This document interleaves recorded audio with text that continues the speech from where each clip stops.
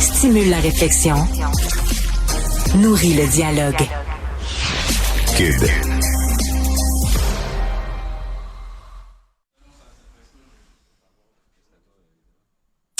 On va tout de suite parler d'une passion en fait qui s'est développée chez les Québécois récemment. On a eu notre passion éclipse totale. Ça vous a beaucoup occupé. Ça nous a permis de nous intéresser plus à fond au ciel et à l'espace. Et là, c'est la dernière en liste de ces passions, c'est les aurores boréales. Et là, cette aurore boréale, sincèrement fascinante aurore boréale. Je voulais revenir là-dessus parce que je l'ai vécu vendredi. Et je trouvais qu'il y avait quelque chose de tellement rassembleur dans cet événement-là qui nous a pris un peu par surprise. On n'était comme pas préparé à ça. Heureusement, on n'avait pas besoin de lunettes. On avait juste besoin d'être au bon endroit. On va en parler avec l'astrophysicienne de l'Université de Montréal, Marie-Ève Naud. Bonjour, Marie-Ève. Bonjour. Où étiez-vous vendredi? Avez-vous pu voir l'éclipse? Pas l'éclipse, mais plutôt l'aurore, les aurores boréales. Oui, j'ai pu les voir. J'ai pu les voir dans un lieu vraiment privilégié. Là, moi, j'étais dans la région de Portneuf parce que c'est la fête des mères, donc j'étais chez mes parents. Et puis j'ai appelé une de mes amies astrophysiciennes de la région de Québec. Là, c'est assez proche de Québec, mais c'est comme une petite poche de ciel très sombre là entre Québec et Montréal, Portneuf. Donc on s'est déplacé là vers le coucher du soleil. Puis on n'a pas été déçus. Là, ça a été extraordinaire. Moi, j'ai pris des photos qu'on va montrer bon, on en a vu des magnifiques sur les réseaux sociaux. Moi, j'ai pas de rose, de violet, de bleu, mais j'ai quand même ce phénomène que vous regardez, c'est du vert fluo. C'est magnifique. Expliquez-nous un peu ce qui se passe quand on voit ces images. Qu'est-ce qui se passe dans le ciel?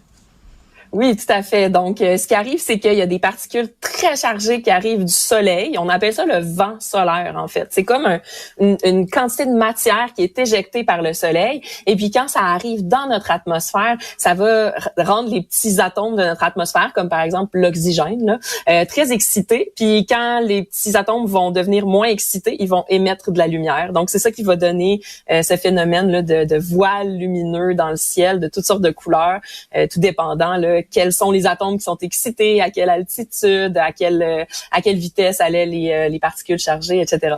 Et là, ça vient, c'est un phénomène, c'est une espèce de tempête électromagnétique, c'est ça?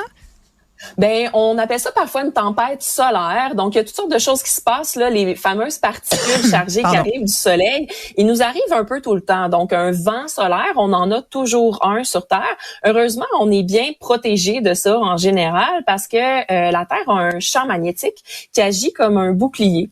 Donc, la plupart du vent solaire là va arriver sur le champ magnétique puis va arrêter là ou va carrément être déplacé justement vers les deux pôles, là où le champ magnétique est un peu moins fort. C'est ça qui fait qu'il y a des aurores polaires, aurore boréale au nord, aurore australe au sud.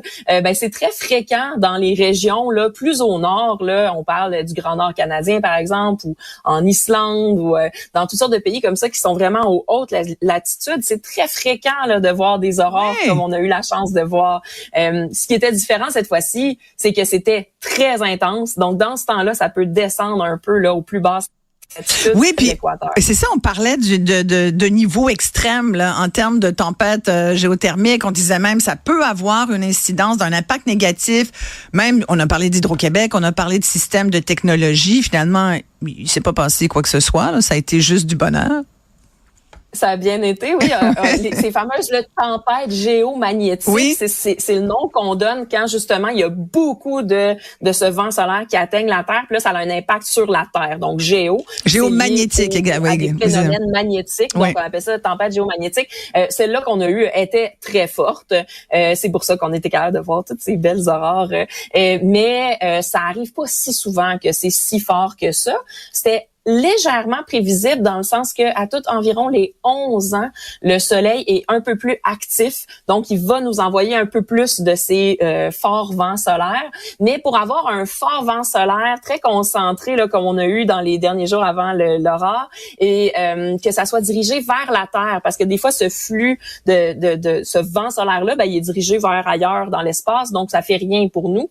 Mais là on a eu comme tout un alignement de phénomènes pour pouvoir avoir ces belles aurores-là. Les plus belles en 20 ans, je me suis fait dire. Là. Oui, ben moi, je vous avoue, de ce que j'ai vu, c'est très drôle parce que, anecdote rapide comme ça, ma fille s'est passionnée, ma plus jeune, qui a 20 ans, s'est passionnée pour ça. Elle voulait à tout prix qu'on chasse les aurores vendredi soir.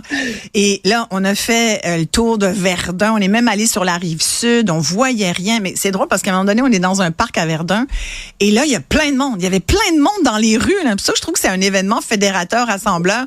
Un peu comme l'éclipse, finalement, là, où on s'est tous, au même moment, on était tous en train de regarder le même astre. Et là, c'était pareil. On était tous tournés, mais on avait l'air d'un groupe de zombies qui avait été appelé par une voix extraterrestre. C'était comme vraiment bizarre, comme un film.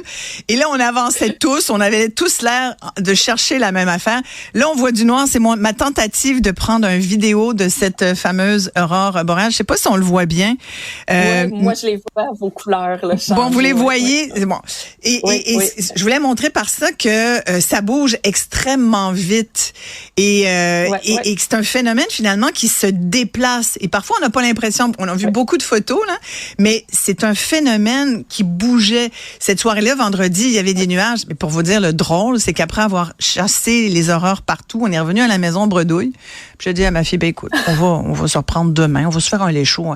On va le boire sur la terrasse à l'extérieur. On lève les yeux au ciel en se disant, c'est quand même dommage qu'on n'ait rien vu.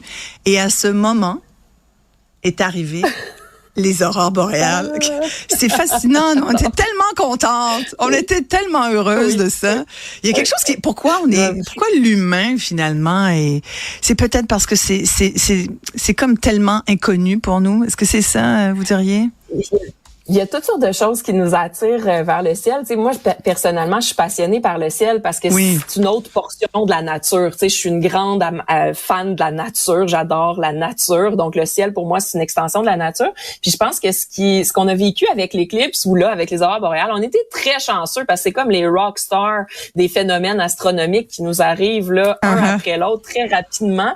Mais, tu sais, on est tous, tu sais, des fois, on dit ça, unis sous un même ciel. Donc, le ciel, ça nous réunit, les humains. Les humains qui étaient dans les hautes latitudes en Europe, au Japon, ben ils ont vu la même chose que nous, puis ceux au sud aussi. Donc, on vit tout ça en même temps, ensemble. Donc, c'est des phénomènes qui sont effectivement très rassembleurs. Puis moi, j'ai pour m'en dire que moi, quand je sors dehors puis que je vois la lune, je la trouve belle, je trouve ça le fun, je suis bien. J'aimerais ça partager ça avec tout le monde. J'aimerais ça que les gens prennent l'habitude de regarder le ciel tout le temps. Exact. Parce que c'est beau. Parce que ça tellement. Fait du bien. Et la lune elle était magnifique d'ailleurs vendredi soir. Un petit croissant.